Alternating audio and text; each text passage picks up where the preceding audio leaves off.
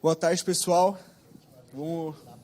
Queria convidar o pessoal que está lá fora a se achegar um pouquinho mais. A gente está aqui na nossa última mesa,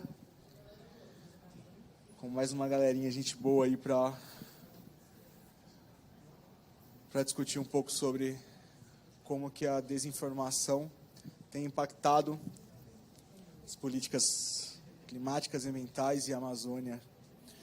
Essa mesa, na verdade, ela vem mais com a ideia de a gente tentar ser um pouco agora propositivo. Assim. Quais são as possibilidades que a gente tem diante de tudo que foi exposto nessa tarde, nessa manhã, para, enfim, trazer resoluções, né? Como sociedade civil e como governo. Então, assim, a gente tem um grande desafio. A gente sabe que lidar com a desinformação e com todo jogo sujo que envolve esse tipo de situação é desafiador, né? Enfim. E situação é desafiador, né? Enfim. E então, assim, o que eu quero pedir para que vocês pensem, assim, de acordo com aquilo que vocês fazem, onde vocês atuam, qual seria a melhor forma, assim, de se pensar a comunicação como resposta e que a gente consiga de alguma maneira engolir, de certa forma, assim, com a informação verdadeira, toda essa mentira. Assim, eu conversei com o Durigan, né, durante um pouquinho antes do evento, e eu lembro que, durante um tempo, eu sou repórter, né, e durante os incêndios no Pantanal, por exemplo, eu sempre uso esse exemplo porque foi uma coisa muito forte. Assim. Havia uma disputa, né, entre a narrativa de quem havia botado fogo ou não no bioma. O governo, então, lança um vídeo dizendo que eram os agentes do ICMBio que estavam fazendo aquilo, e na verdade era uma ação, né, de fogo contra fogo, e aquele vídeo fora de contexto começou a ganhar uma notoriedade lá nas discussões na rede social, e eu passei muito tempo lá em campo, e eu pedi para que um bombeiro falasse então o que era aquele vídeo, o que era aquela ação, assim. A gente conseguiu mostrar passo a passo do que era o fogo contra fogo, e aquele vídeo acabou engolindo até mesmo o alcance que o próprio governo, o próprio Bolsonaro tinha naquele momento, e a gente conseguiu ganhar ali com a verdade, de alguma forma, pensando em estratégias de rede, pensando em muitas coisas. Assim. Então, hoje eu queria entender um pouco, como sociedade civil e como governo, como que vocês têm pensado na estratégia de rede de vocês, como que vocês têm pensado em elaborar verdades que sejam mais fortes do que a narrativa que está ali. Enfim, eu queria pedir para a Marielle, se ela pode começar a falar para a gente. Você pode se apresentar, eu vou deixar que você se apresente, melhor do que eu ficar falando o que cada um de vocês fazem. Então, fique à vontade. Obrigada. Boa tarde. Consegue me ouvir bem? Obrigada. Bem, meu nome é Mariellen Crisóstomo de Almeida, eu assino Mariellen Crisóstomo. Eu sou quilombola do território Baião, fica no sudeste do Tocantins. Também sou jornalista por formação e eu coordenei, né, a primeira etapa do coletivo de comunicação da CONAC. E a CONAC é a Coordenação Nacional de Articulação das Comunidades Negras Rurais Quilombolas, e também estive coordenadora executiva da Coordenação Estadual das Comunidades Quilombolas do Tocantins. Nos últimos dias, eu estou como chefe de assessoria de comunicação da inédita Secretaria dos Povos Originários e Tradicionais do Tocantins, também uma ação dentro do governo, mas essa pauta quilombola, né, eu agradeço muito a Viviane pelo convite, ao Instituto Vero também, por estar aqui e ver como as nossas pautas com relação ao combate à desinformação, elas se convergem em várias trincheiras, digamos assim. E, enquanto a gente ouvia algumas apresentações, conversava com o Kel, nossa, é igual a gente viu lá em 2020, porque o cenário da pandemia ele trouxe propostas irreversíveis e discussões que não podem mais retroagir. Entre elas, essa disputa de narrativa e, sobretudo, porque nós percebemos, naquele contexto, que a gente estava sendo gritante, de forma muito gritante, violado novamente. Por quê? Antes da pandemia, as nossas comunidades resolviam as questões com uma reunião presencial, uma ata, um ofício, uma resposta, uma reunião presencial, e isso era cíclico. No cenário de pandemia, a gente precisava reunir e resolver muitas questões, ou melhor, encaminhar de forma online. E nos deparamos com uma situação dolorosa. As pessoas não tinham como conectar à internet. E não era porque não tinha um sinal de internet. Muitas vezes é porque não tinha o aparelho que possibilitasse o acesso à internet. Em abril de 2020, já no cenário de pandemia, nós, da CONAC, em parceria com Intervozes, resolvemos lançar um questionário, uma pesquisa, para poder identificar qual era a melhor maneira de difundir informação e contrapor, né, aquela pessoa dissimulada que estava minimizando os impactos da Covid junto aos territórios. E no período que o questionário ficou disponível, nós tivemos 27 respostas. Isso revelou para nós que o nosso povo não estava com acesso à informação naquele momento. E, sobretudo, eles não estavam com acesso à internet, porque o formulário era online.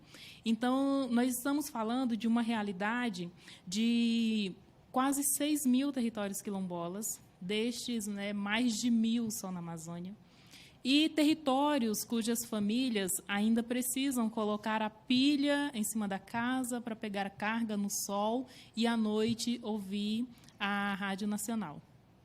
Essa é a realidade ainda dos territórios brasileiros. A luz para todos ainda não é realidade para todos.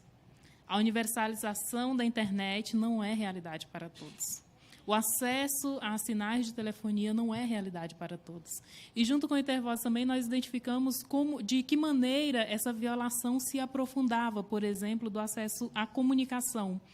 As companhias, elas entregam um relatório de que conseguem entregar boa qualidade nos centros urbanos, não há fiscalização da extensão desse alcance, e nós não tínhamos a informação de que poderíamos denunciar, uma vez que a responsabilidade das companhias era de fazer a cobertura em toda a extensão do município e não só nos centros urbanos. Então, a gente estava no cenário que a gente demandava comida, demandava saúde, era importante isolamento, a renda comprometida, a sobrevivência comprometida, mas a gente precisava comunicar de alguma forma, e esse direito, que naquele momento poderia salvar vidas, estava no ápice da sua violação. Então, toda essa realidade, nós percebemos a importância de nós mesmos falar para nós mesmos. E muito usando essa estratégia do áudio, né? Tem um caso assim, que me marcou muito, um quilombola de Oiapoque. Eu mandei mensagem para pedir informação e ele me perguntou, como eu sei que é verdade, né? A senhora vem com esse DDD falando comigo, e um dia antes nós tínhamos lançado um áudiozinho informando as pessoas para não cair em golpes nos links para poder acessar a renda básica emergencial. Eu falei, olha, eu vou te mandar um áudio, você compara o meu áudio com esse áudio do vídeo que está com a logo da CONAC, e daí você avalia se é a mesma pessoa. E antes de terminar a conversa, ele já me passou o endereço, disse que fosse a Oiapoque, que pudesse procurar ali a família. Então, são esses contextos que nós tivemos que enfrentar no cenário de pandemia, e muito mais com relação ao combate à desinformação. Em se tratando de questões de mudanças climáticas, a partir da minha realidade como quilombola, eu avalio que não tem como a gente pensar num próximo passo, por exemplo, das mudanças climáticas, da transição energética, se nós não falarmos em acesso à terra, em demarcação dos nossos territórios. Os territórios quilombolas, em sua maioria, eles não estão demarcados. E como é que você protege uma área que as pessoas não reconhecem a sua verbalização dos limites?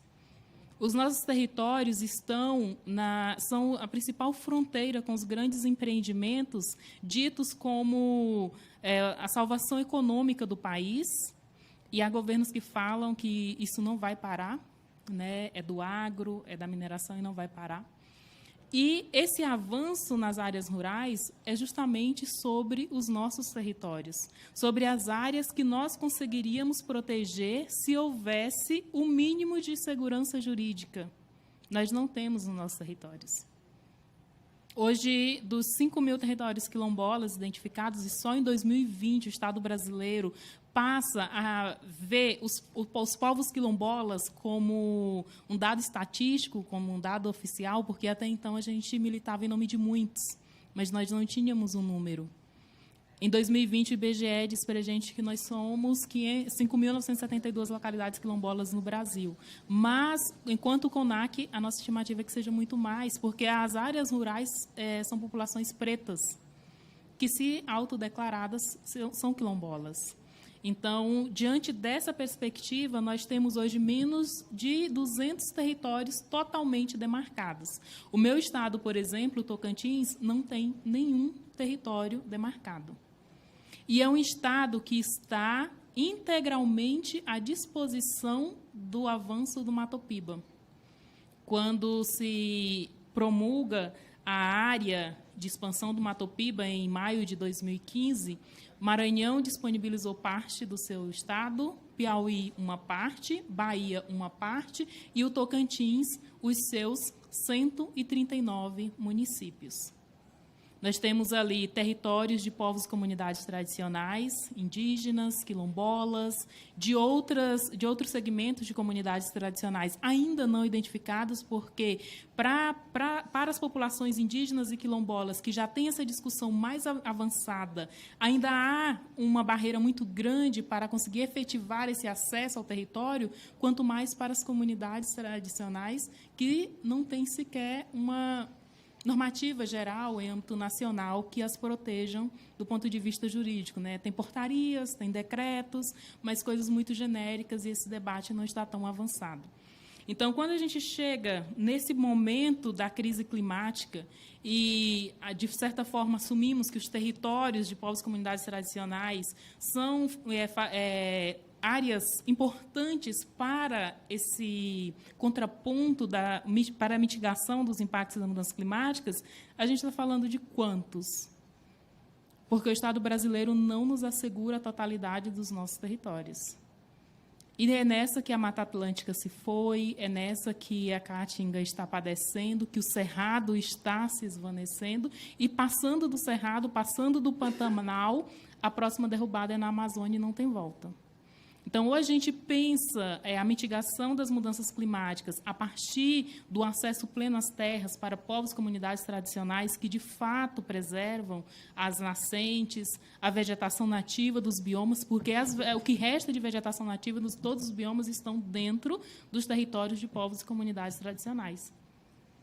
O nosso modo de vida em harmonia com os ciclos da natureza permite que haja vida em abundância em toda a biodiversidade de todo o bioma. Diferente do desmatamento em larga escala, que compromete os rios e nascentes, compromete a vegetação nativa, compromete toda a fauna e flora do ambiente, mas se a gente não parar e falar sobre demarcação dos nossos territórios, não tem como a gente garantir porque eles vão tombar as árvores e os nossos corpos, como já tem feito de maneira demasiada, e é como a gente tem visto vários massacres, né, de forma mais gritante dentro de territórios indígenas, principalmente no Centro-Oeste. Então, a gente precisa trazer essa discussão. Nós temos hoje um governo que abre a porta para nós, mas a gente não pode contentar com o fato de poder entrar quando quiser e sair de dentro dos órgãos públicos. A gente precisa sair com encaminhamentos, e esses encaminhamentos são justamente a proteção dos territórios desses povos. A gente não precisa mais de seminário, a gente não precisa mais de discussão, a gente não precisa mais de formação sobre isso, a gente precisa ter acesso, de fato, aos nossos territórios. O meu território hoje ele se encontra numa situação em que o município e o minerador e o Estado fez a reativação de uma barragem de rejeitos que estava parada há 20 anos. Segundo eles, está tudo certo reutilizar essa barragem. Entretanto, se não der tudo certo, o meu território vai ficar embaixo da lama e a gente está a apenas 5 quilômetros da área dessa barragem. Mas a gente tem tido alguns impasses, e entre eles é o fato de o nosso território não estar demarcado. Então, quando a gente vem novamente para essa discussão da transição energética, que passa justamente pela mineração, a mineração é o pivô da transição energética, e o Brasil ele tem entre 5 e 6 dos principais minerais críticos que são importantes para a transição energética, essa nova colonização ela chega para dentro dos nossos territórios, porque esses minérios eles estão nos nossos territórios e a gente não tem a garantia jurídica de proteção dos territórios e nem também dos nossos corpos. Então, tendo a sua provocação como encaminhamento, a gente precisa falar de demarcação, a gente precisa unir as nossas vozes para garantir o acesso pleno ao nosso território e, assim, conseguir garantir o mínimo de biodiversidade, o mínimo de territórios integralmente em suas áreas que lhes são de direitos. Obrigada.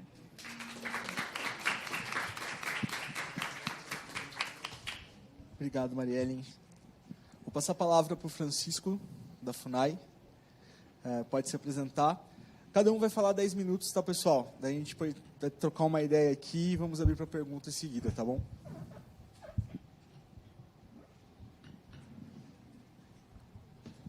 Oi. Está ouvindo? Oi. Boa tarde, primeiramente, né? Me chamo Francisco.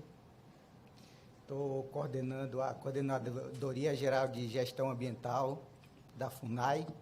Eu sou engenheiro florestal. Tenho mestrado em Ciências Florestais e Ambientais e doutorado em Agronomia Tropical. Desses anos venho atuando, né, na Amazônia, né, em vários estados da Amazônia, no caso, fazendo políticas públicas, como dentro das secretarias das OEMAs e também como pesquisador do Instituto do Homem e Meio Ambiente da Amazônia, que atuei muito fortemente no norte do Pará. Mas, assim, voltando para o tema que foi proposto sobre a desinformação, eu preparei uma apresentação aqui para tentar direcionar, focar e ver o contexto geral e mostrar quais são os próximos passos que a gente precisa fazer para a gente combater essas desinformações com informações verdadeiras, informações técnicas, informação científica e informações que vêm da base do conhecimento tradicional e empírico aliado ao científico. Então, pode passar. Como não falar da Amazônia, né? Sem falar da grande biodiversidade que a Amazônia tem. Tanto biodiversidade aquática, biodiversidade florestal, macrofauna, microfauna. Então, eu falando aqui, praticamente em 1 minuto, uma nova espécie é descoberta no Brasil e no mundo. Então, para a gente saber desse contexto de riqueza de biodiversidade que a gente tem, e também um efeito reverso da desinformação que acaba causando prejuízos ao processo da macrofauna, microfauna, de todo o processo da biodiversidade, é que também existem espécies que a gente nunca vai chegar a identificar e estudar, porque elas já foram extintas, sem mesmo a gente conhecer a própria espécie. Então, são coisas que a gente precisa estar trabalhando. E no Brasil, né, falando de forma geral, a gente concentra-se aqui 15% de toda a biodiversidade do planeta. Então, isso é um dado muito importante e a gente precisa valorizar. Aqui, focando um pouquinho, né, em relação à biodiversidade, vou falar um pouco sobre a diversidade em um hectare de floresta amazônica. A gente, em estudos científicos, evidenciam que há mais espécies de angiosperma em um hectare de floresta amazônica do que em toda a Europa. Um hectare é uma área pequena, de 100 por 100 por 10 mil metros quadrados. Então, para a gente ver esse valor, isso só estou falando na questão de angiosperma, que são as folhosas, espécies florestais folhosas. Se a gente levar em consideração a fauna, a microfauna, todo aquele ambiente aquático, todo aquele processo ecológico sucessional que ocorre dentro daquele habitat, é muito além. Tem coisas que a gente nunca vai chegar a descobrir, se a gente for aprofundar e estudar a possibilidade de microfauna dentro do solo. Então, diante disso, a Amazônia tem sua importância, tanto para o próprio bioma amazônico, como para outras regiões. Mas aqui eu levanto uma questão de que a Amazônia ela é autossuficiente. O que ela produz, ela mesmo consome. E esse ciclo que vem alimentando toda essa potencialidade e mantendo essa grande biodiversidade. Então, aqui no Rio Amazonas, por exemplo, né, é o maior rio do mundo em volume e extensão de água doce. Então, a gente vê que é uma imensidão. Existem aproximadamente em torno de 1.800 espécies de peixes em todo o território brasileiro, levando em consideração a Amazônia também, para a gente ver o tamanho e a importância dessa região. Ainda falando na biodiversidade amazônica, existem várias espécies que pode ser vista aqui, que são dados com fontes seguras, né? Tanto de semente de plantas, borboletas, mamíferos, anfíbios, aves, peixes, répteis. Então, de uma maneira geral, entre 1999 e 2015, foram descobertas várias espécies dentro do bioma amazônico. Dentre elas se destacam as espécies de plantas, que foram mais de 1.155 espécies de planta descobertas. Mamíferos, 65, aves, 79 aves, répteis, 112 anfíbios, 321 e peixes, 468. Isso é um dado, se a gente for aprofundar e fazer uma busca mais precisa sobre outras espécies, a gente consegue mensurar ainda mais essa quantidade e essa descoberta que os estudos científicos vêm promovendo dentro do bioma. Então, entre as descobertas, né, destaca-se aqui alguns que são mais recentes descobertas, que o macaco titi, né, a orquídea baunilha distinta, arapaço do bico torto, tarumania. Assim, de maneira geral, ainda falta ser identificado, que já tem um estudo pronto, de 49 espécies de salamandras no bioma Amazônia. Então, a ciência vem avançando, os dados são reais, e a gente precisa trabalhar nessas questões para que a gente possa falar de biodiversidade, de espécie, de valorização, da importância de como a gente conservar a floresta, a cultura, os valores, de tudo que acontece para conservar a Amazônia. Que a Amazônia só, ela se conserva, mas também as pessoas têm o perfil diferenciado, né, de manter a cultura, os conhecimentos empíricos que acaba ajudando nesse processo de conservação da Amazônia. Então, assim, partindo para a questão do clima, preservar a Amazônia é garantir o equilíbrio do clima. Então, isso é real, é fato, e os dados científicos evidenciam isso. Eu destaco aqui 4 principais funções, assim, que chamam a atenção. Número 1, que no Oceano Atlântico produz uma evaporação intensa que carrega as nuvens de umidade para a Amazônia, chegando na Amazônia, impulsionado pelos ventos alísios, né, que sopram no território. As nuvens avançam para a floresta, onde caem em forma de chuva. E também carregam a umidade, a evaporação, a evapotranspiração, para todo aquele ciclo hídrico que acontece dentro da Amazônia, e alguma parte dessa água, dessa corrente, que chamam de rio voadores, que começa no Oceano Atlântico, que sai, a floresta evapotranspira, transforma aquilo lá em nuvens, são carregados pelos ventos, ele acaba chegando na parte sul e sudeste do Brasil, promovendo a chuva, a irrigação das lavouras, das pastagens, mantendo o solo produtivo e toda a fauna. Então, outra coisa é, chegando à Cordilheira dos Andes, esses ventos fortes, junto com as nuvens, essa umidade, eles proporcionam o que nós temos dentro da bacia, praticamente. Ele passa e depois volta como uma formação dos rios amazônicos. Então, essa é a importância. A floresta somente existe, a Amazônia somente existe porque tem floresta. Ele é um excelente trabalho em ciclagem de nutrientes.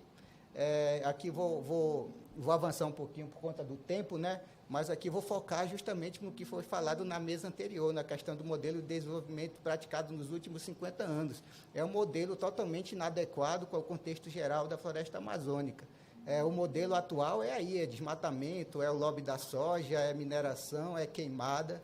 O desmatamento na Amazônia é motivo por fogo, desmatamento e gado. É isso que move a Amazônia atualmente nesse novo modelo.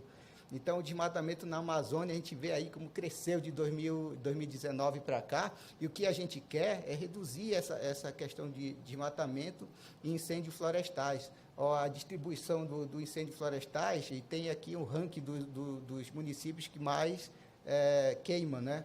É responsável por quase 37% de todas as queimadas do Brasil. Aqui eu vou na questão da perda florestal, né? A pecuária é um dos principais. 70% da área já desmatada na Amazônia brasileira é usada de pastagem de gado. Cerca de 40% do gado do país está nos estados amazônicos também, isso que evidencia a degradação. A conversão, né, aqui é uma diferença entre os benefícios ecológicos e econômicos de uma floresta por uma pastagem. A gente vê uma diferença muito grande aqui, principalmente nas questões de precipitação e qualidade do solo. Garimpo ilegal na Amazônia é uma realidade que vem avançando há muito tempo, existem vários estudos, existem zonas aqui que eu estou demonstrando, que as zonas ativas de garimpo em toda a bacia amazônica, zonas inativas, e tem algumas que não têm formação. Então, a gente vê que a expansão do garimpo em toda a bacia amazônica vem aumentando constantemente, a gente precisa trabalhar e frear isso. Então, está acabando acho que já acabou meu tempo, estou finalizando. A respeito do aquecimento global, mais incêndio, mais desmatamento. São eventos climáticos que vêm acontecendo atualmente na Amazônia. São extremos, secas e enchentes, já foi falado anteriormente. Eles são mais frequentes, sempre existiram no passado, mas eles não eram frequentes. Hoje em dia são frequentes. Essa seca, a estação seca no sul da Amazônia, de 3 a 4 semanas mais longa, especialmente em área desmatada. Floresta no sul da Amazônia mostra redução de reciclagem de água. Florestas estão removendo menos dióxido de carbono, CO2, da atmosfera. Taxa de mortalidade de espécies de árvore associada ao clima está aumentando. E tem uma questão que eu ia mostrar para vocês, é a questão da savanização aqui. É uma questão que chamou muita atenção, porque pelo processo, pelo cenário que a gente está vivendo hoje em dia, se a gente continuar nesse ritmo desorganizado, com essa política, com esse incentivo que a gente vem trabalhando, a gente vai chegar num momento de que a colega até Marielle colocou, um momento de não retorno. É possível perder a Amazônia e o caminho é de não retorno, não voltar. E se a Amazônia se transformar em uma grande savana, porque a Amazônia é rica, mas se você for tirar a cobertura florestal, trabalhar a parte do solo, ela vira uma campina. A maioria da floresta amazônica ela é sensível à retirada da cobertura florestal. Então, isso vem demonstrando, como nesse cenário aqui que a gente projetou aqui, alguns estudos, até 2050, a estação seca vai ser muito mais prolongada, a gente vai sofrer muito. O aumento da temperatura, que foi falado pela Hanna, pela manhã, no bloco anterior, a gente vai, em 2050, a gente pode chegar a 3 graus mais quente, imagino isso. E quem vai sofrer mais vai ser as pessoas que estão próximo à linha do Equador, segundo os estudos científicos. Então, esse é o nosso futuro. Agora, rapidinho, eu só vou mostrar qual é o caminho que a gente pode seguir também, não só mostrar o que aconteceu, o que está acontecendo. É possível, sim, que a Amazônia tenha um desenvolvimento econômico, sustentável, sem fogo e sem degradação. E as vias são claras, os estudos científicos evidenciam isso, e a primeira via é a questão que foi falada aqui pela Marielle, que é a demarcação de terras indígenas, ter o poder de uso daquele território, fazer regularização daquela terra, das unidades de conservação, utilizar aquele plano de gestão, os PGTAs, o instrumento de gestão daquele território de forma integrada, participativa, junto com os povos e comunidades que moram naquele território. A segunda via tem o avanço do uso intensivo da terra para a produção de commodities agropecuárias. É necessária a eliminação da floresta? Eu faço uma pergunta, não é. Não é todo território que já tem desmatado, dá para a gente se manter e sobreviver há anos. Não precisa. A gente precisa trabalhar a intensificação, a qualidade técnica e melhorar esse sistema produtivo. A terceira via é um paradigma de desenvolvimento sustentável, que é a questão da bioeconomia em floresta em pé e rios fluindo, que são a Amazônia 4.0, que já tem vários estudos, algumas iniciativas que valorizam a questão da bioeconomia baseada na biodiversidade para as cadeias de valor, cadeia produtiva, entre outros. Aqui está umas comparações que a gente faz, a gente mostra os dados e faz que o açaí é muito mais rentável que a soja, que o cacau é muito mais rentável que o gado. Praticamente, o cacau ele dá de 7-1 na questão de valor econômico em relação ao gado. Eu coloquei até, faz menção ao jogo do Brasil, né? Mas é isso.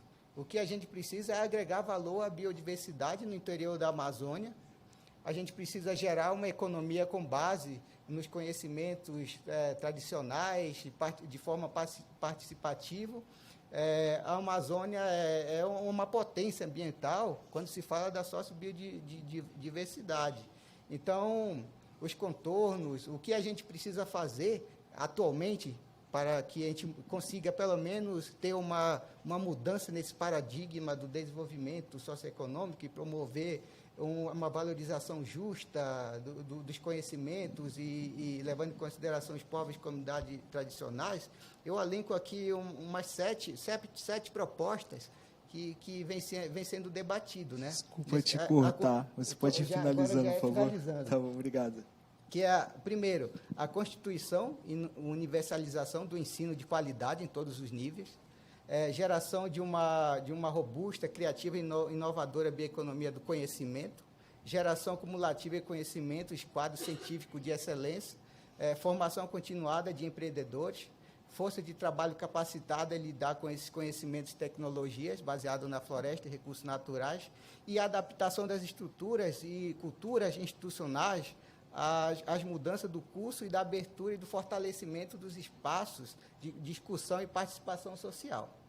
Então, é isso, né, que eu tinha que mostrar para vocês. Foi um pouco corrido, a gente poderia estar tratando mais profundamente sobre diferentes temas, mas isso é para mostrar que a gente tem possibilidade, a gente tem alternativas, mas isso tem que ser construído da base, tem que levar em consideração o conhecimento que vem da base para até chegar numa política pública que a gente possa ter um desenvolvimento adequados aos povos e comunidades tradicionais que habitam e conservam a floresta.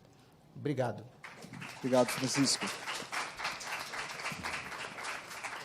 Quero agradecer aqui a presença do parlamentar Orlando Silva e convidá-lo a compor a nossa mesa também.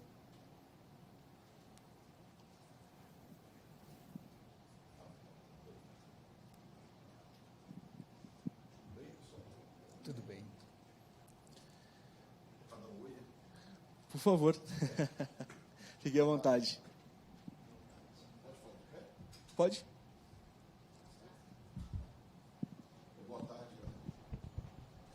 Oi, boa tarde a todos e a todas. Queria cumprimentar ao Leandro, a Mariellen, ao Francisco, a Mariana, ao Gabriel, e queria cumprimentar em especial todos os promotores desse encontro. Eu não guardei todos, eu vi aqui o Instituto Vero, vi Intervozes, vi Coalizão de Direitos na Rede, mas não vi todos. Falta quem, Vitor? Rede Nacional de Combate à Desinformação. Aqui na Câmara, vocês sabem que acontece tudo ao mesmo tempo agora, né? Está acontecendo esse seminário aqui, tem 2 CPIs sendo instaladas, está o maior quebra-pau na CPI do MST, nesse momento. Está acontecendo o lançamento de uma campanha pela auditoria na dívida pública do Brasil. Tem uma guerra sendo prevista para hoje à noite, na votação de uma proposta polêmica do governo que mexe com o marco fiscal, entre outras atividades. Então, isso faz com que a gente não tenha condição de aprofundar, assistir, conviver, compartilhar dos conhecimentos que cada um de vocês trouxe para essa tarde, para esse dia, na verdade. De todo modo, nós teremos informação, um reporte de tudo que foi oferecido a esse seminário. Eu espero que isso possa estimular que aqui na Câmara nós possamos incorporar os conhecimentos produzidos e nutrir os debates que nós fazemos aqui. Particularmente, eu tenho me dedicado há bastante tempo a um debate sobre desinformação, que é um desafio que o Brasil tem em todos os planos, né? Não faz muito, durante a pandemia, nós percebemos que desinformação mata, retira vidas, né? Nós sabemos, não faz muito, de uma tentativa de golpe de Estado no Brasil, ou seja, desinformação é uma ameaça direta à democracia, porque o que aconteceu foi semeado durante anos. Todo o debate em torno do sistema de votação, tudo que tirava a legitimidade das escolhas do processo eleitoral é que deu base para aquela iniciativa. E, nesse momento, o Brasil está vivendo um debate. Nesse instante, um debate importantíssimo sobre desenvolvimento sustentável, né? A posição do IBAMA, o parecer do IBAMA acerca da exploração de óleo em uma determinada região do Brasil é atravessado de informações, desinformações, contraditórias em si. Ou seja, se é certo que cresce no Brasil a consciência quanto à necessidade de desenvolvimento sustentável, é certo também que ciência e informação devem ser bases essenciais para que esse desenvolvimento se dê, sob pena de nós abrirmos mão de fundamentos que podem comprometer o desenvolvimento do país. É assim que eu vejo essa contribuição que os senhores e as senhoras, me permitam dizer, apesar de ser tão jovens, mas é o protocolo da casa, os senhores e as senhoras podem oferecer aportes para que o debate público que a Câmara faz, o debate político, ele se aproprie das perspectivas que vão ser apresentadas aqui no seminário. Então, eu queria dizer muito obrigado pela contribuição de vocês. Sejam bem-vindos à Casa do Povo. Espero que o conteúdo aqui proposto seja inspirador para atividades que realizamos aqui, tá bom? Eu agradeço a indicação, mas vou voltar para o meu cantinho ali, porque daqui a pouco eu vou ter que partir. Boa tarde, bom trabalho. Muito obrigado.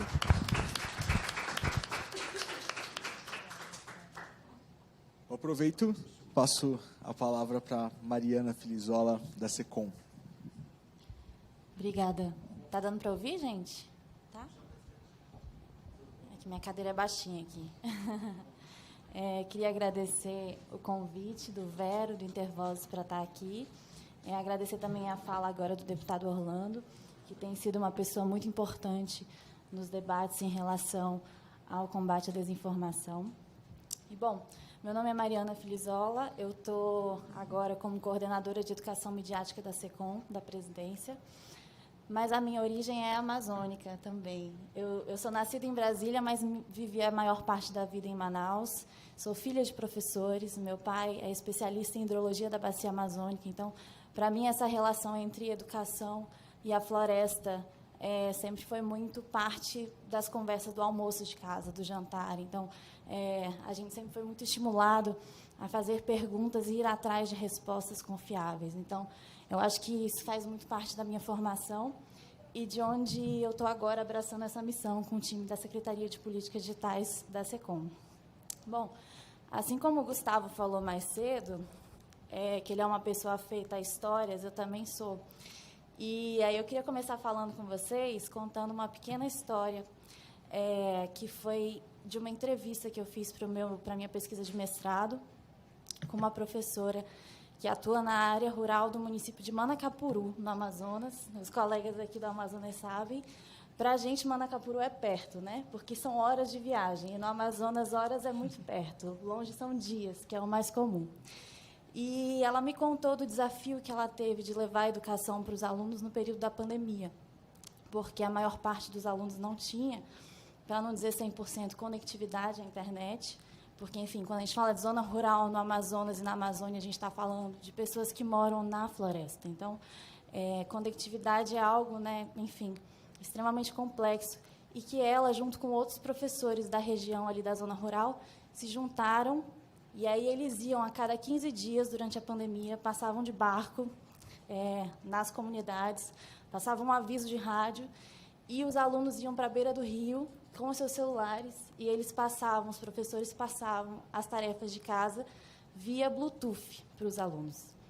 E essa história me marcou profundamente, porque ela mostra o quanto a tecnologia ela pode estar a nosso favor e o quanto ela realmente só é eficaz quando a gente se apropria dela dentro das condições que a gente tem. E, nesse sentido, eu acho que a educação sempre serviu como um motor para fazer com que a gente pensasse em novas soluções, em ideias criativas para resolver os problemas que a gente tem. Então, eu trouxe essa história para ilustrar que, quando a gente fala de Amazônia e educação midiática, né, que é o que eu quero falar aqui, a gente tem que dar um passo atrás para pensar na questão da conectividade, né? Porque a gente está falando de um território imenso, que tem desafios logísticos imensos, né? Enfim, onde a gente precisa pensar na chegada da internet, por exemplo, mas numa chegada da internet qualificada.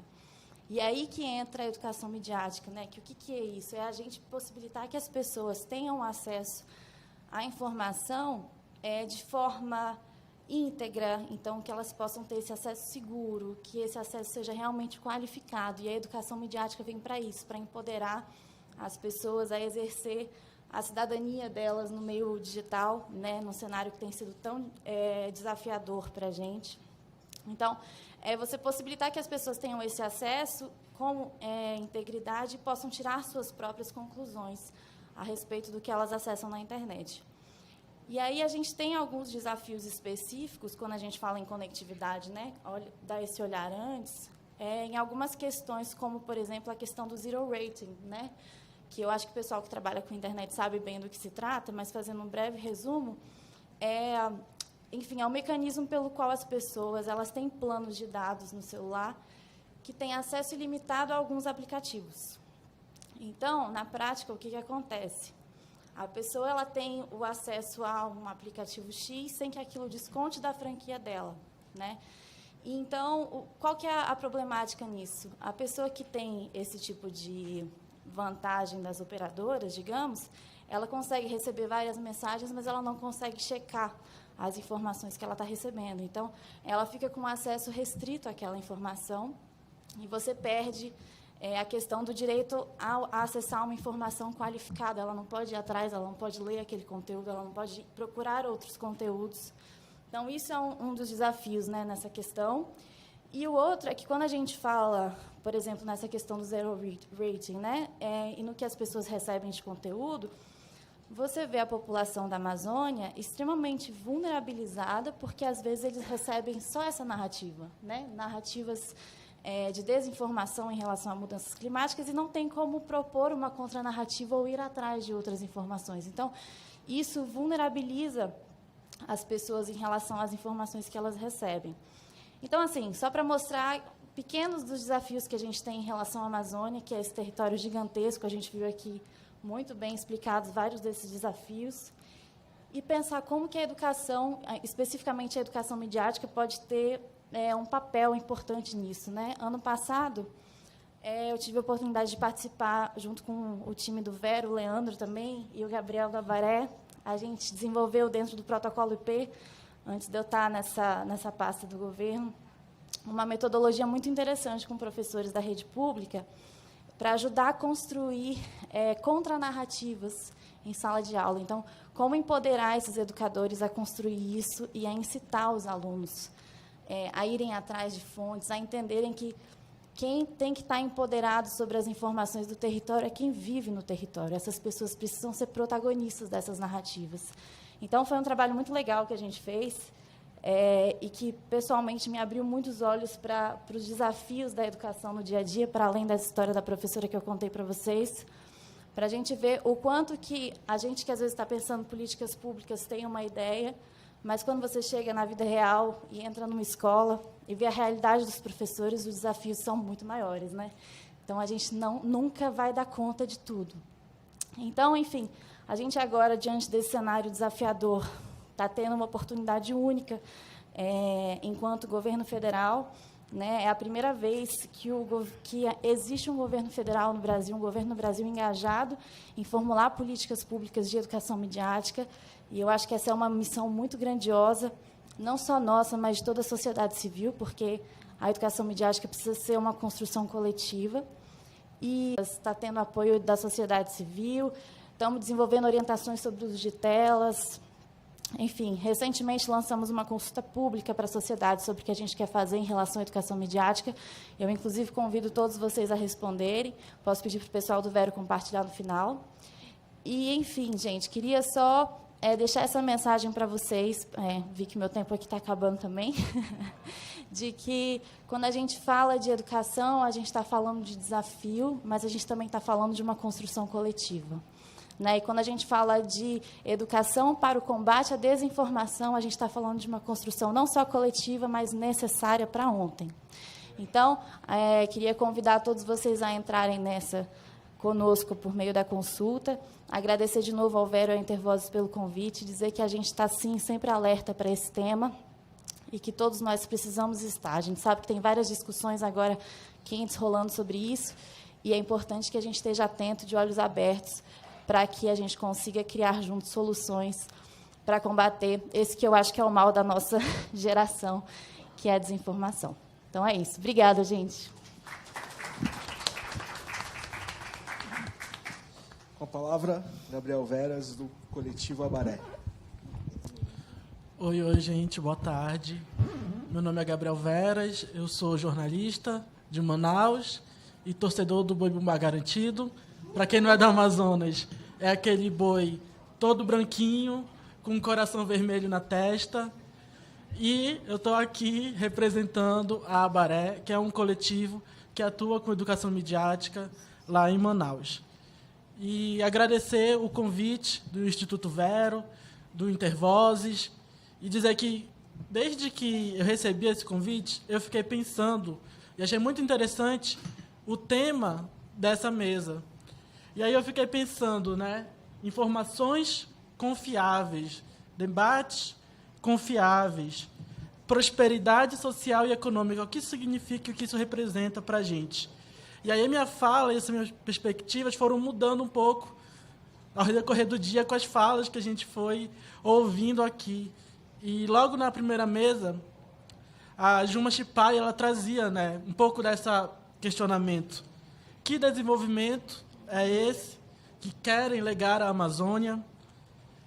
E ela falava, ela lembrava, né, que durante a ditadura chamavam a Amazônia de um inferno verde, uma terra sem homens, falava aquela máxima do integrar para não entregar. E essa era, e foi por muito tempo, a perspectiva e a visão da Amazônia, sobre a Amazônia. E muita gente se perguntando, e até hoje a gente tem esse debate, né, como desenvolver a Amazônia, e algumas pessoas até mais ousadas, como desenvolver a Amazônia de uma forma sustentável, né? Esse é o debate, e essa é a pergunta de R$1 milhão, de muito mais. Só que, desde sempre, os jovens, os povos da Amazônia, as populações locais, lutaram contra a desinformação, lutaram contra percepções equivocadas da nossa região, dos nossos territórios. E a resposta sempre esteve conosco, esteve nas nossas comunidades. Os nossos lideranças, os nossos anciões, eles sabem quais são as saídas e as soluções para a Amazônia. Os nossos pesquisadores, eles sabem. Os nossos povos sabem. Então, a gente vê, por exemplo, universidades criando centros de estudos sobre a Amazônia, buscando esse desenvolvimento sustentável da nossa região, sem ouvir os nossos povos, sem ouvir os nossos especialistas, mas nós já sabemos as respostas, nós já sabemos indicar os caminhos. E isso está muito claro, né? A Mariellen aqui trouxe caminhos, trouxe sugestões. O Francisco também trouxe caminhos, também trouxe sugestões para alavancar as nossas populações. Isso já está dado, já está nas nossas mesas. Falta olhar com mais atenção para isso. E isso, para mim, também é muito claro. Ontem, o InfoAmazônia, um site noticioso, ele publicou que 99% dos territórios quilombolas na Amazônia, acho que a Marielle teve acesso a essa reportagem, tiveram índices de desmatamento praticamente nulos nos últimos anos, nos últimos 13 anos. Os territórios quilombolas atuaram, então, como um escudo de proteção daquele território. Os povos indígenas, os territórios indígenas também, os territórios extrativistas também, o Rick falou disso mais cedo. Então, veja como as comunidades, como os povos, eles sabem como contornar esses problemas, eles sabem como preservar, como cuidar do território. E é isso que nós temos feito há mais de 500 anos. Pesquisas mostram, inclusive, que a floresta amazônica, essa imensidade, essa coisa gigantesca que a gente vê nos satélites, que a gente vê lá do avião, né? Várias e várias árvores, que a floresta amazônica ela foi plantada pelos povos originários há milhares e milhares de anos atrás. A floresta amazônica é um esforço dos nossos povos, é um gesto de resistência e de existência das nossas populações.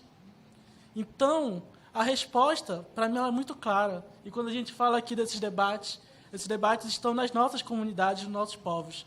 Por isso, esse debate aqui, essas mesas, com tantos representantes da nossa região, das nossas localidades, eles geram, né, eu acho que todo mundo sai com essa perspectiva de essas faíscas na cabeça, pensando, nossa, quantas coisas eu ouvi, quantas coisas eu aprendi, quantos pontos eu tenho para pensar.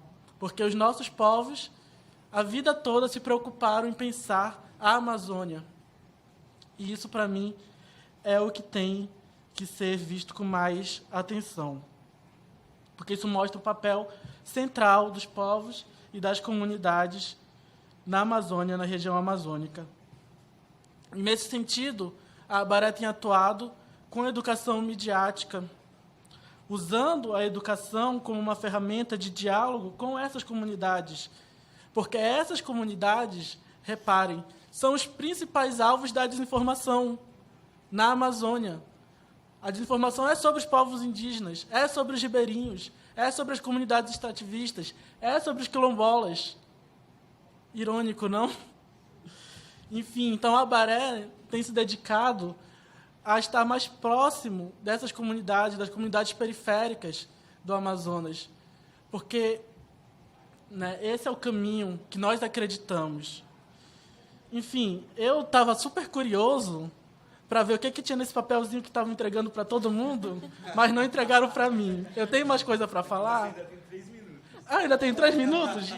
Mas eu vou deixar para os próximos momentos, que eu tenho mais algumas coisas para falar também.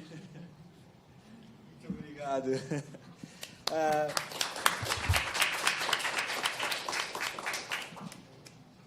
Bem, eu tenho algumas perguntas que eu quero fazer para vocês. Eu tinha até pedi essa permissão para o Durigan durante a semana. Mas a gente também vai enfim, ouvir vocês também aí na plateia. Mas acho que um dos pontos assim que ficou bem claro durante todo o dia hoje é a necessidade de uma política pública estruturada e estabelecida dentro do território amazônico e que favoreça as pessoas a terem os acessos necessários para, enfim, para o desenvolvimento da comunicação dentro desse aspecto que a gente está discutindo aqui.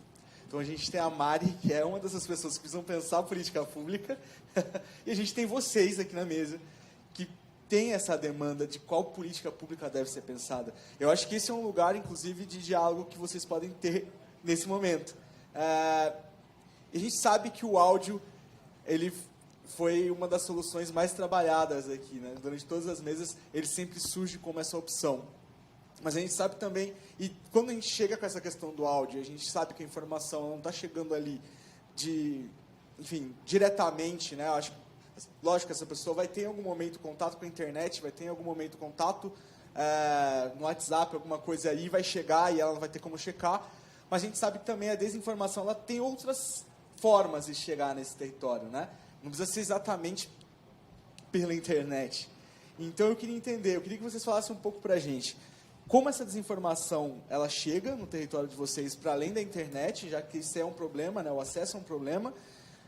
Como o áudio ele é uma opção e quais as outras opções vocês acreditam que poderia ser um bom caminho para solucionar isso e que teria que ser uma resposta do governo com política pública? Se você puder começar, Marielle, fica à vontade. Só um pouquinho, o tempo vai ser um pouco mais curto agora, mas acho que 3 minutos para cada um responder. Assim, eu sei que é pouco tempo, mas se o Durigan ali falar alguma coisa, ou a Vivi aqui que está olhando para a gente prolonga mais. Mas pode começar. Bem, dentro dos territórios quilombolas, nós temos a oralidade como o fio que permeia gerações. E nosso povo, com o processo da abolição que não libertou, nós ficamos à margem de alguns acessos, entre eles a educação. As gerações, tipo, uma geração antes de mim já teve dificuldade de ter acesso, quanto mais a partir da segunda, antes de mim, também teve dificuldade de ter acesso à educação. A maioria das pessoas dentro do território, elas são semi-analfabetas. Elas leem pouco, né, mas a interpretação, que é o que difere a leitura do conhecimento, né? Então, não basta só ler, você tem que interpretar. E isso incide diretamente na compreensão daquilo que é apresentado em forma de texto. Quando você leva em forma de áudio, essas pessoas também têm acesso a essa informação. E dentro dos territórios, são essas pessoas que são as formadoras de opinião dentro do território. Então, existe um encontro. Então, tem ali os meus avós que, quando eles falam, a gente segue, mas também existe o meu posicionamento como aquela que saiu, que estudou, que volta como aquela que tem conhecimento, que tem estrutura. Então, eu fui aquela que fui um pouco mais, estudei e voltei, por exemplo. E tem outros que foram só até o ensino médio, ensino fundamental, e acessa ali o Facebook e tem uma pessoa desprovida de massa cefálica, né, falando no Facebook qualquer coisa, e por acaso é uma pessoa chamada de presidente da nação. Então, essa informação é a que volta para dentro do território por aquele jovem que está ali, que foi para a cidade para ter acesso, porque dentro dos territórios a gente não tem, por exemplo, acesso ao ensino médio. Então, esse jovem precisa sair para a cidade e, nesse momento que ele está na cidade, né, no momento curto, ele consegue ver essa coisa falando na internet e essa informação que ele leva de volta. Então, tem esse ponto de vista do mais velho, mas tem também esse jovem que é esse ponto de que eles têm como referência da leitura. Então, a forma é o áudio para chegar. A informação qualificada por meio do áudio. A gente consegue chegar nos mais velhos para que a gente possa mudar a opinião das outras gerações. Porque as outras informações, né, de forma desordenada, ela chega para todo mundo de várias formas. E essa mesma coisa falando no Facebook era o mesmo que saía na Rádio Nacional, era o mesmo que saía no jornal, que muitas às vezes tinham acesso à TV, tinham acesso à TV, ao rádio. Então, essa informação ela invade o território de várias maneiras. Seja de maneira breve ou pelos meios de comunicação convencionais que alguns têm acesso nos territórios. Então, a informação qualificada, quando ela entra por meio do áudio, ela consegue chegar nos anciãos do território, que são quem modela o direcionamento da comunidade. Obrigada. Francisco. Ligou? Oi. Vou ser bem breve agora, né? Que já roubei o tempo de todo mundo aqui. A comunicação a respeito da desinformação ele chega de várias formas. Porque atualmente as comunidades mais distantes eles já possuem uma infraestrutura mínima com que eles já possam ter o acesso mínimo à internet. Pode ser por redes sociais, principalmente, que acaba contaminando a maioria principalmente os jovens. A rede social contamina a maioria dos jovens. Tá, agora a questão do áudio, já ele contamina a maioria das pessoas mais idosas, que adoram ouvir rádios, principalmente aquelas rádios municipais, né? E isso ocorre contaminando essa desinformação, porque a maioria dos municípios tem sua posição política bem definida. Então, quem opera essas rádios geralmente são as prefeituras, então eles só chegam a comunicar assuntos que têm a relevância com sua política partidária. Então, isso leva a uma desinformação absurda às pessoas mais idosas que gostam de ouvir rádio tradicionalmente nos locais.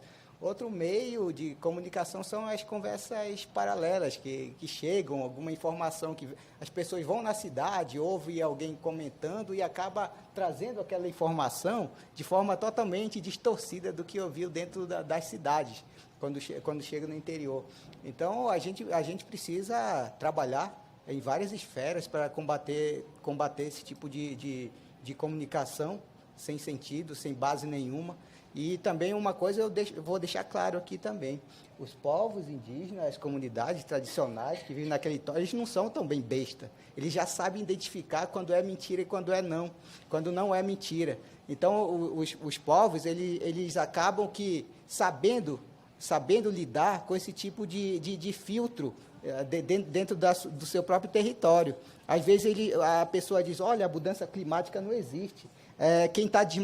Teve uma informação muito geral no Brasil, quem está desmatando a Amazônia são os povos indígenas e as comunidades tradicionais que estão fazendo suas roças lá. Aí ele diz, aí ele fica meio confuso com essa resposta e acaba indo em busca de provas, né? Ele vê, não, mas não sou eu que estou desmatando. Há 10, 20 anos atrás eu fazia da mesma forma e nunca tinha esse impacto negativo.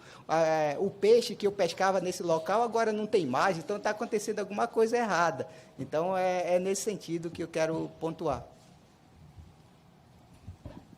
Vou pedir um momentinho, Mari. Agradecer aqui a presença da Thalíria com a gente. Seja muito bem-vinda. Se você quiser, o espaço está aberto para você dar um recado para o pessoal.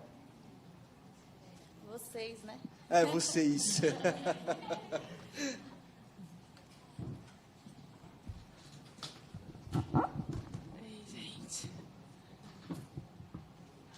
Oi, gente, desculpa. Boa noite, boa tarde. Desculpa não ter vindo mais cedo, que foi o horário que eu me comprometi de vir. Mas estamos nessa tentativa de conciliar a maternidade, voltando agora da licença, com essa loucura que está isso aqui, né? Tema fundamental. Acho que há um consenso científico global sobre o colapso climático e sobre o impacto disso na vida da população periférica, pobre. Os extremos climáticos, eles vão chegar ali na ponta, naqueles que já estão mais vulnerabilizados, e, sem dúvida, a gente combater a desinformação é um passo muito, muito importante para a justiça socioambiental, para a justiça climática. Então, quero colocar nosso mandato à disposição dos encaminhamentos do dia de hoje, à disposição tanto da luta para enfrentar o colapso climático em curso, quanto da urgência de combater a desinformação. A gente viveu um período muito duro em que o negacionismo imperou e, infelizmente, estamos vendo recorde de desmatamento. Saí agora da CPI do MST e é desesperador constatar que aqueles que estão fortalecendo o garimpo ilegal, que estão fortalecendo a grilagem, estão aqui batalhando para acabar com a nossa Amazônia, para que tenha garimpo em territórios indígenas, ainda tem muito poder no Brasil. E são os mesmos da lógica armamentista e os mesmos também que estão avançando com a desinformação. São os mesmos que são os porta-vozes da desinformação. Então, que a gente consiga ouvir aqueles nos seus territórios que estão produzindo cultura local, que estão produzindo ali naquele território estratégias, tecnologias para atravessar esse momento tão duro. Então, estou à disposição, estamos à disposição, aos trancos e barrancos. Depois, se vocês puderem compartilhar com a gente os encaminhamentos do dia de hoje e o que a gente puder fortalecer, tá bom? Um grande abraço para todo mundo. Obrigado. Vou ficar sentadinho ouvindo vocês um pouquinho, tá? Nessa reta final. Mari, siga. Eu vou falar bem rapidinho, tá? Eu tive o privilégio de poder falar 2 vezes depois de deputados tão, né, assim, é inspirador. Então, eu acho que a gente falou já um pouquinho em relação a como essa desinformação chega. Eu acho que eu queria focar bem rapidinho no conteúdo dessa desinformação, porque eu acho que a gente tem que ter um olhar, a partir de agora, na questão da inteligência artificial, porque, enfim, recentemente eu recebi um áudio que me fez pensar nisso. Como que a gente está capacitando essas pessoas nesses territórios para conseguirem, de novo, entenderem que tipo de conteúdo elas estão recebendo, se essas informações são verdadeiras, quais são as fontes, porque eu acho que, com o advento, enfim, a expansão da inteligência artificial, a gente abre um mundo de possibilidades para você criar desinformação, até em forma de áudio, né? Então, para todo mundo é difícil você saber se aquele áudio é verdadeiro ou não no contexto que a gente está. Eu recebi um dia desses um áudio fake do Obama, e, enfim, claro que era falso. Como é que um áudio do Obama ia chegar em mim? Mas assim, isso leva para a gente pensar não só em como a desinformação chega, mas em como que esse conteúdo pode ser perigoso e como é importante a gente empoderar as pessoas nos seus territórios para que elas consigam ter essa visão crítica em relação a essa mensagem, essa audição crítica nesse caso, né? Então, esse era o ponto que eu queria levantar sobre isso. E, em relação a respostas, de novo, eu acho que a educação é uma resposta importante quando a gente está falando de desinformação, e eu queria bater na tecla de que isso é uma responsabilidade que é coletiva. Então, a gente tem esse grande dever agora, enquanto Secretaria de Comunicação, de ter essa coordenação de educação midiática, mas é um dever de todos nós, né? Então, a gente precisa trabalhar junto nisso. Os pais precisam estar envolvidos nisso. Esses dias a gente foi numa escola, numa caravana, fez uma oficina com os alunos, e aí, no final, uma menina me perguntou, ela falou assim, tia, como que eu ensino isso para o meu pai? Aí eu dei uma travada e falei, caramba, né, o desafio é grande. Então, enfim, são essas duas coisas. Eu acho que a gente precisa ficar atento ao conteúdo dessas mensagens e pensar na educação de forma coletiva. Então, o áudio realmente, Leandro, tem sido uma ferramenta muito difundida para informar na Amazônia. Nos últimos meses, a Abaré tem se aproximado da Rede Wayuri, que é uma rede de comunicadores indígenas de São Gabriel da Cachoeira. E lá o principal meio de divulgação deles é através de um podcast. E eles divulgam também, como a Mari falou, como muita gente tem o WhatsApp, apenas, né, porque é liberado de graça no plano, eles divulgam aqueles áudios no WhatsApp e isso acaba chegando em mais gente. Então, realmente, isso é uma estratégia interessante. Mas nesse movimento também da Abaré, de se aproximar do movimento indígena, a gente tem aprendido muito. E uma das lições que a gente teve com o movimento indígena é que o movimento indígena é um movimento de escuta constante. Está o tempo todo ouvindo a comunidade e, a partir das deliberações da comunidade, eles vão, assim, prosseguindo. E aí a gente aprendeu muita coisa. Por exemplo, os vídeos eles são muito bem recebidos nas comunidades do interior do Amazonas, porque as pessoas gostam de se ver, de ver os seus próximos, né? Por mais que não seja naquele formato documental, da TV tradicional que a gente vê, mas o vídeo ele é bem recebido. As comunidades do interior do Amazonas estão experimentando novos formatos de se comunicar também. Isso é muito interessante. Então, perceber, não tem uma resposta pronta, talvez, de dizer que o áudio é a principal forma, mas tem sido uma estratégia muito importante para levar a informação de forma confiável na Amazônia, dada todas as limitações que já foram discutidas à exaustão aqui, mas também o vídeo tem sido bem aceito. Outras formas, né? A gente vê cartazes, manuais, livretos, até mesmo sendo traduzidos nas línguas indígenas, que também tem sido uma forma importante do poder público se aproximar das comunidades, porque muitas comunidades não têm proficiência na língua portuguesa. Então, essa experimentação de formas de comunicação e esse contato com a comunidade que diz se aceita ou não, se funciona ou não, é o caminho, talvez, para a gente comunicar melhor com as populações da Amazônia. Muito obrigado. A gente tem quanto tempo? Dá para abrir para perguntas? Uma rodada? Aqui, ó, a Lori, ali atrás também.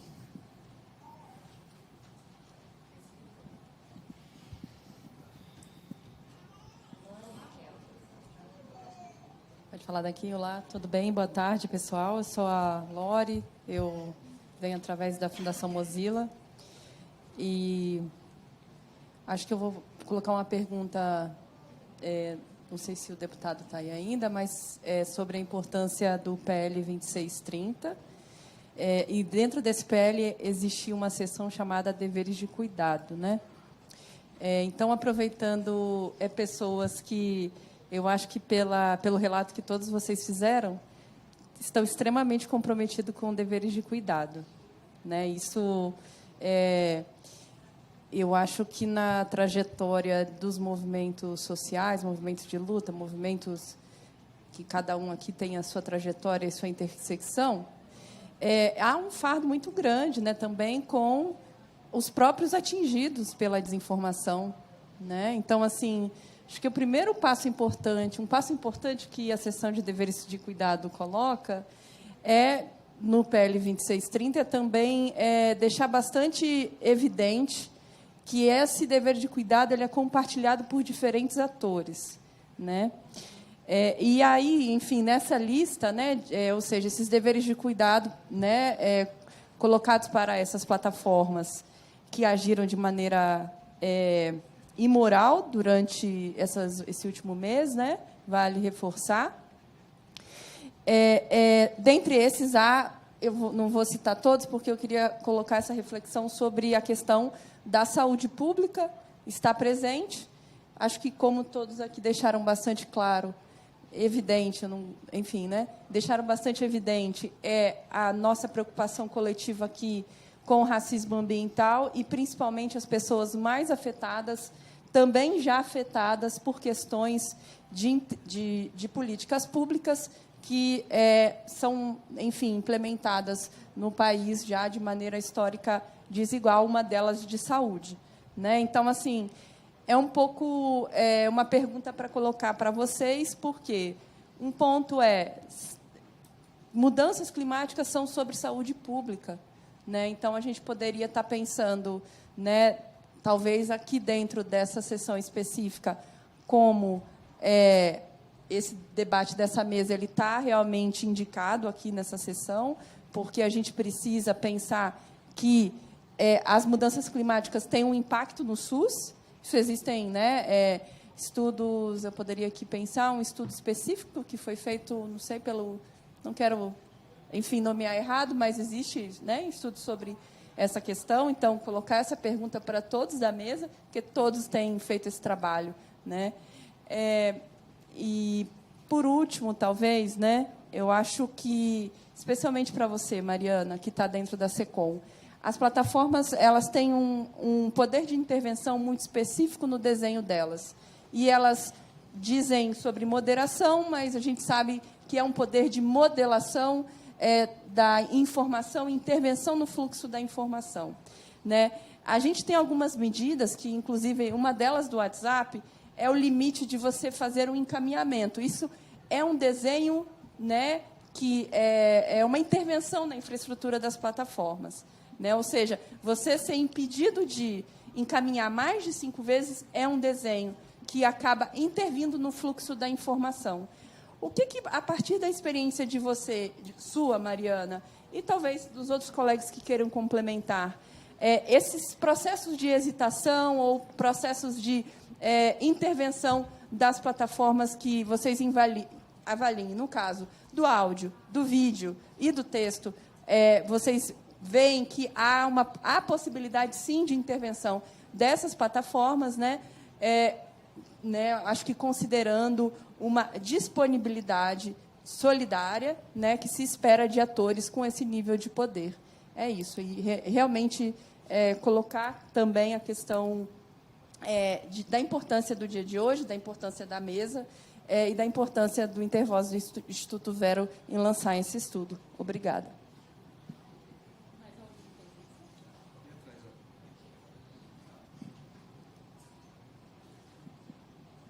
Vou fazer perguntas mais direcionadas, assim, não vai ser, vou tentar fazer para cada um, então aproveitar. Meu nome é Raquel, eu sou do Intervozes. A primeira seria para a Mariellen, para a gente falar um pouco de como que também...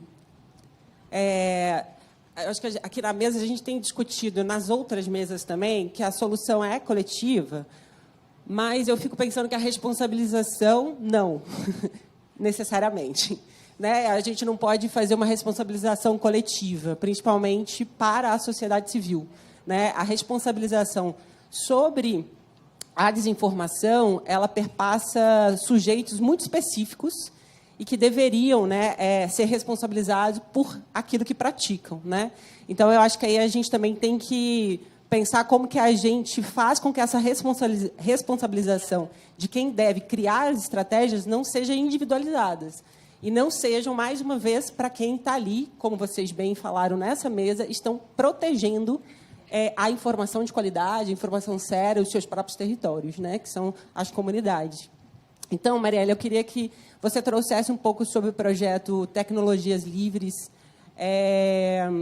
e Territórios Livres, porque é isso, né, não tem como a gente falar de acesso à qualidade de internet, sem a gente pensar sobre qual internet a gente está falando, porque quem que está transmitindo, né, esse seminário são plataformas privatizadas, né? Então a gente ainda está dependendo delas, inclusive para a gente estar aqui falando sobre elas.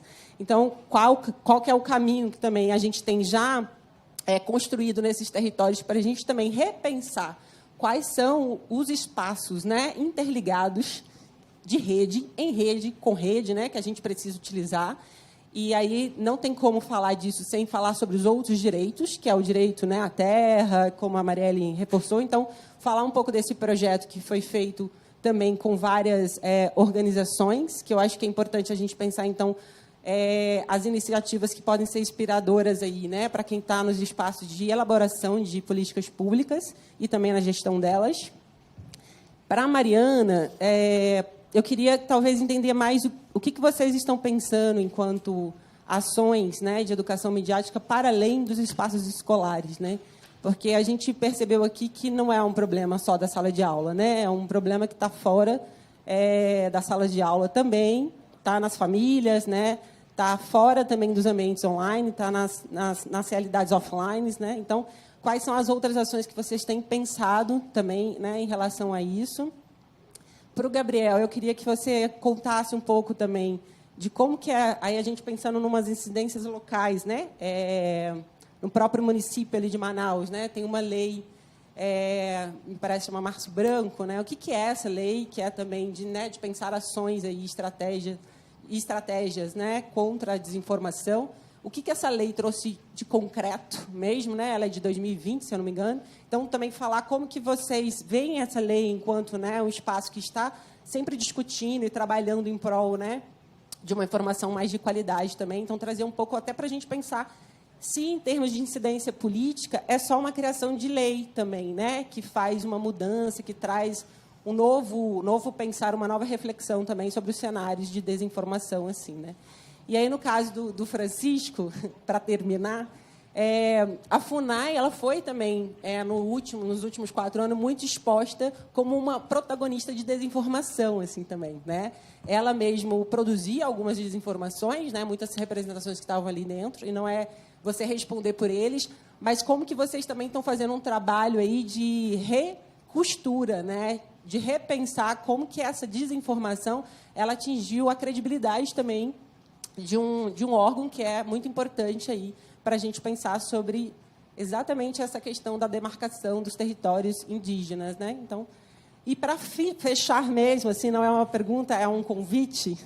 Essa pesquisa, né, que nós realizamos aí junto com as organizações da Amazônia, ela também pode ser ouvida. A gente está falando muito em áudio, né?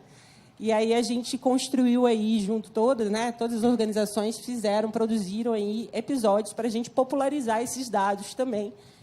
Num outro tipo de informação, né? Que, além desse áudio, ser mais uma prosa mesmo sobre todos os dados que foram levantados e analisados nessa pesquisa que nós realizamos. Então, já está disponível em todas as plataformas, aí, mais uma vez, as plataformas privadas de áudio, né, de podcast, chama Amazônia Livre de Fake, é só vocês procurarem lá. No caso, né, vocês também, via Intervozes, vocês chegam até esses episódios, foram 6 episódios, que traduzem aí, popularizam essas informações aí para quem quiser escutar e compartilhar também. Obrigada.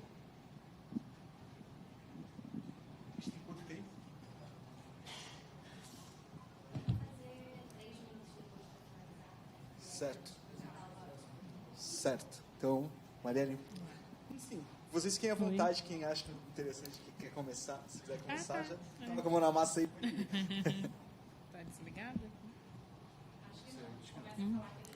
Tá. Oi? Acho que ligou. Sobre o projeto Territórios Livres, Tecnologias Livres, Territórios Livres, né? Obrigada por lembrar, Kel. Foi um projeto desenvolvido em parceria com a CONAC, o Intervozes e o Movimento da Mulher Rural do Nordeste, o MNR. NE, né? Que MNNE. Isso. que foi um projeto, porque muitas vezes a gente pensa tecnologia só a partir daquele conceito que a gente pode levar e colocar ali. Mas o projeto se propôs também a identificar quais são as tecnologias utilizadas dentro dos territórios e como aprimorar essas tecnologias e também identificar se o território, né, sentia a necessidade de uma implantação de um outro conceito de tecnologia. Foi uma experiência de escuta também, junto aos territórios, um levantamento que nós fizemos tudo online, por causa do contexto de pandemia, mas que foi riquíssimo para identificar a maneira como as transferências de conhecimento se dão dentro dos territórios. E naquele contexto, assim, de que a abrangência do território são seus limites. Então, as pessoas conseguem estar muito próximas e nem sempre é necessário haver uma tecnologia externa para dar conta dessa informação. Às vezes, a comunidade quer comunicar entre si, quer comunicar para fora, e a gente buscou identificar quais os tipos de tecnologias. Então, dentro das comunidades de terreiro, as tecnologias são as rodas de conversa, a maneira como essas informações são trocadas por meio de cantos, de rodas, de batuques também, mas também tem territórios que tem, como o território Rampa, que a gente trabalhou, que tem uma estrutura de rádio e de televisão local.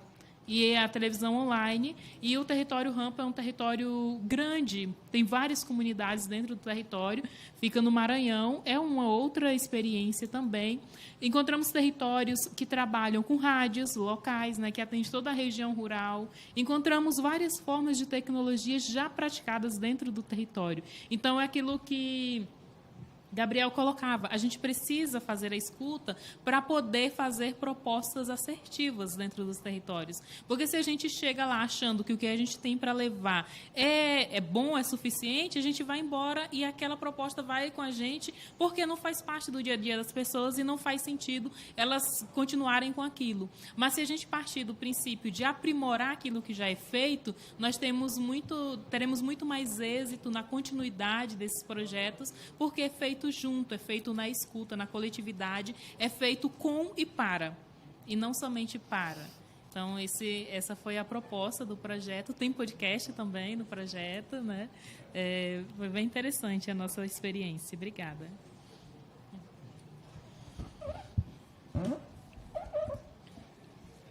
Oi, Lori. Eu acho que tem tudo a ver, né? A questão de mudança climática e saúde pública. Vou dar um exemplo clássico, né, que a gente está vivendo no território Yanomami. Então, lá, nós temos passado por vários problemas em relação à saúde pública, principalmente por conta da expansão do garimpo, né, que está causando vários problemas lá. Um dos principais problemas é o aumento excessivo dos casos de malária naquela região. Veio um boom de 2019 para cá, um aumento assim, assustador dos casos de malária. E a gente está atuando juntamente com as CESAIs, né, juntamente com os povos, com as lideranças, para a gente fazer esse monitoramento da qualidade da água, promover uma qualidade de alimento mais saudável para aquele território, melhorar a questão da logística para a distribuição desses insumos e principalmente na remoção das pessoas que estão enfermas naquele território, que são muitos. A gente não consegue, às vezes, nem levar medicamento ou transportar os doentes que estão dentro do território, porque a gente não tem uma infraestrutura para pouso de avião. Então, essas questões são muito relevantes naquele território, então tem tudo a ver. Outra questão também é quando se desmata, quando se explora algum recurso natural, a gente acaba tendo contato com outras doenças tropicais que ainda não está no meio humano, que a gente pode fomentar aquela nova doença surgir, como o caso, supostamente, o caso da Covid, que surgiu dos animais, tudo mais, por meio de desmatamento, pressão.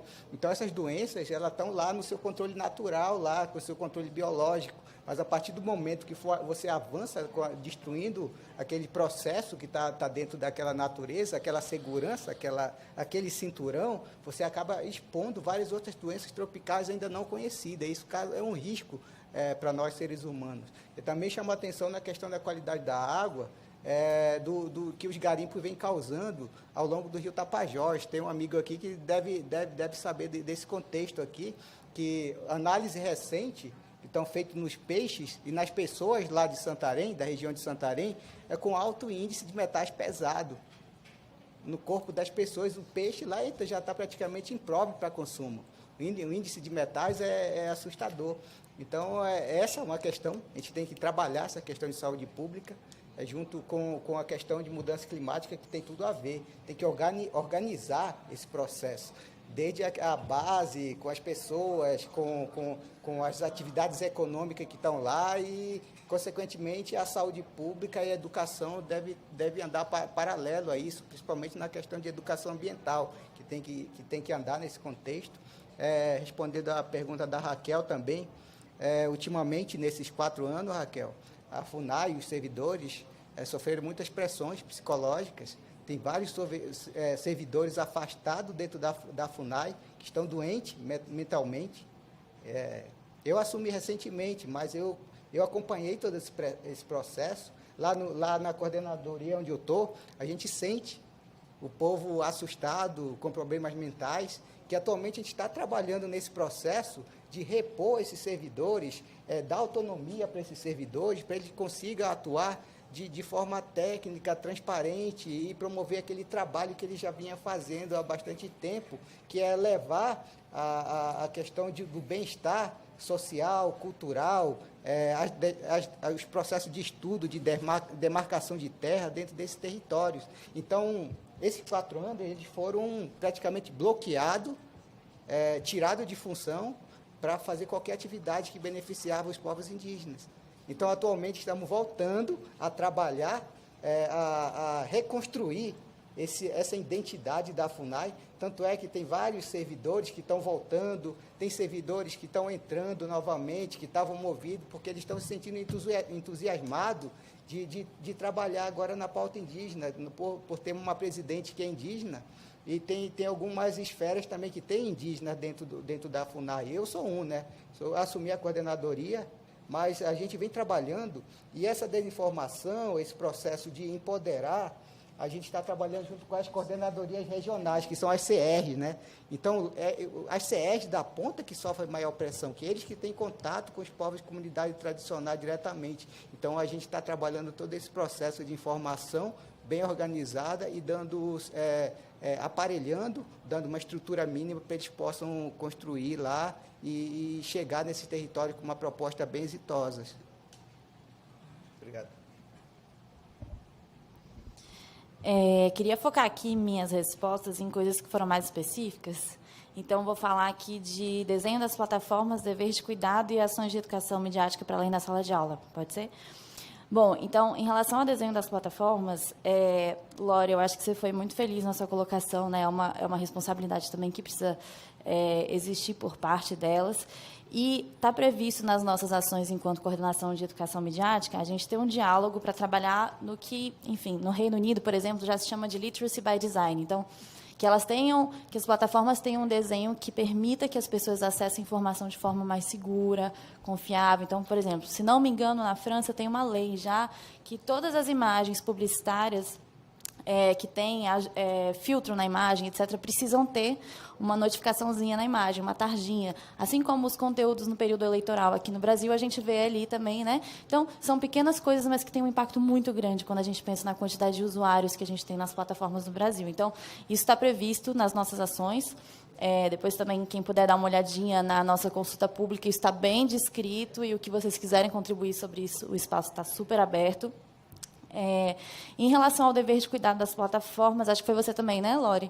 Então, é uma pauta super importante dentro do PL 2630, e a proposta é que esse dever de cuidado seja uma atuação por parte das plataformas de forma sistêmica, né? Então, que elas consigam trabalhar na prevenção de crimes que, assim, crimes que existem no mundo real também sejam prevenidos e responsabilizados no meio digital.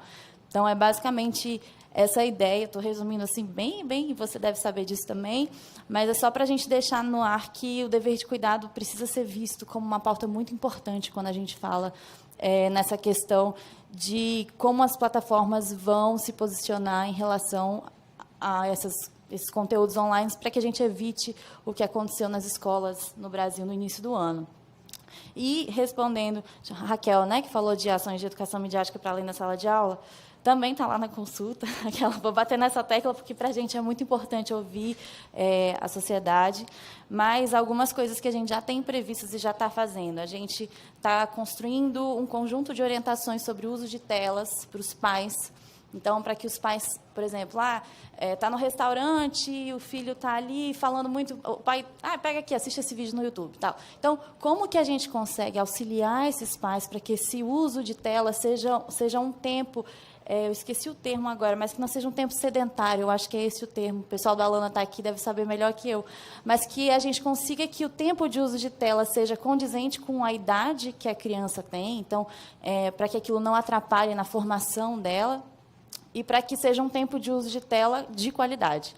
Então, isso é uma ação que a gente está dando um start agora, esse tipo de orientação. A gente também está produzindo conteúdos em parceria com especialistas da sociedade civil de orientação de forma geral. Então, na questão das escolas, a gente produziu um material com o pessoal do Educamídia e do SaferNet, de orientação para os pais e para os educadores sobre como conversar em sala de aula sobre conteúdos de violência online, que a gente sabe que a questão do diálogo é importante também. Então, não só ensinar as pessoas a fazer as denúncias de forma correta, mas como falar sobre isso, né? São temas super sensíveis. Então, são orientações que a gente tem feito também.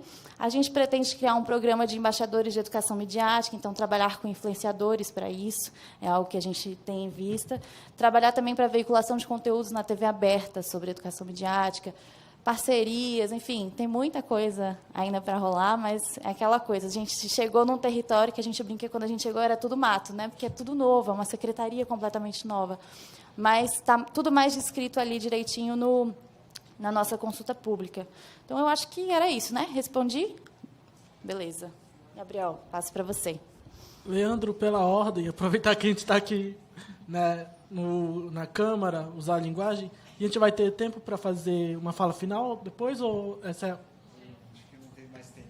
Então, eu queria só pedir desculpas da Raquel, que eu queria só fechar um parênteses que eu abri na minha fala inicial e pedi também permissão para ler um trecho de um livro, o livro História da Amazônia, do Márcio Souza, que é um escritor, historiador amazonense, e ele fala assim, no capítulo Crises da Modernidade: afastando-se os entulhos promocionais, as falácias da publicidade e a manipulação dos noticiários de acordo com os interesses econômicos, nota-se que a Amazônia vem sendo quase sempre vítima, repetidamente abatida, pelas simplificações, pela esterilização de suas lutas e pela neutralização das vozes regionais. Sem a necessária serenidade e visão crítica da questão a partir de um projeto de sociedade nacional, os brasileiros deixam-se levar pela perplexidade quando não sucumbem definitivamente à propaganda. A reflexão que eu queria deixar aqui, a partir daquilo que a gente estava comentando no início, sobre o papel das comunidades, no combate à desinformação, nas informações confiáveis, é que as informações têm que ser confiáveis não apenas para os povos da Amazônia, mas também sobre os povos da Amazônia, as informações que chegam até quem é de fora. Por que eu digo isso? Porque o Brasil ele não conhece a Amazônia. E eu falo isso sem ser, né, sem estar exagerando nisso. O Brasil não conhece a Amazônia. Tem um interesse político muito forte por trás de todo esse ecossistema de desinformação, e a gente retrata isso muito bem no relatório do GT que a gente construiu, e esse processo histórico que desassocia a região amazônica e os povos da Amazônia do resto do país. Para lembrar disso, é só lembrar que em 1822, quando Dom Pedro declara a independência do Brasil, isso não incluía a região que hoje a gente conhece como Amazônia, porque a Amazônia era uma outra colônia e que não estava incluída no Brasil. Só em 1823 a Amazônia aderiu, e não de uma forma pacífica, com muita luta, ao que hoje a gente denomina como Brasil. Então, esse distanciamento histórico entre Brasil e Amazônia, e a gente vê isso muito claramente em como é retratado o homem da Amazônia, a população amazônica, como são retratadas as cidades da Amazônia na mídia nacional, no noticiário nacional. Então, para fechar essa reflexão, eu acho que é preciso um pacto contra essa visão colonizada da Amazônia, antes de tudo. Que a gente precisa desconstruir essa visão do colonizador que foi imposta e que é ensinada nos livros de história, como já foi mencionado anteriormente, sobre a Amazônia, para que a gente possa enxergar a população local, para que a gente possa enxergar as realidades, as Amazônias, que é um território múltiplo, de múltiplas realidades, que a gente possa criar e pensar, né, uma crítica, uma teoria do jornalismo, da comunicação, das ciências sociais, das ciências humanas, a partir das perspectivas e das visões das populações amazônicas. Porque, sem nós, a gente não consegue manter esse território em pé. Eu acho que essa é uma reflexão que tem que ficar a partir desse debate todo. Desculpa, Raquel, desculpa, Nori, por não responder a pergunta de vocês. Muito obrigado. E antes da gente encerrar, eu quero saudar aqui a Selma Dealdina e a Sandra Braga do CONAC, que estão aqui com a gente também. Sejam bem-vindas. Vitor? Vou chamar o Vitor aqui, que vai encerrar. E liberar todo mundo para comer um cafezinho ali atrás. Pessoal, queria agradecer novamente, Vivi, minha parceira aqui na organização, Ramênia, o coletivo Intervozes, e todo o pessoal do Instituto Vero. Agradecer muito a presença de todos que estiveram aqui, o pessoal também que nos assistiu na internet. Muito rápido, o café está liberado, mesa com diversos quitutes muito preparados ali, o suco de cajá está uma delícia, recomendo. Então está liberado, o seminário aqui encerramos, muito felizes com todos os resultados. E é isso, gente. Vamos confraternizar um pouquinho ali e também tirar fotos. Vamos aproveitar esse momento para tirar as fotos. É isso. Muito obrigado.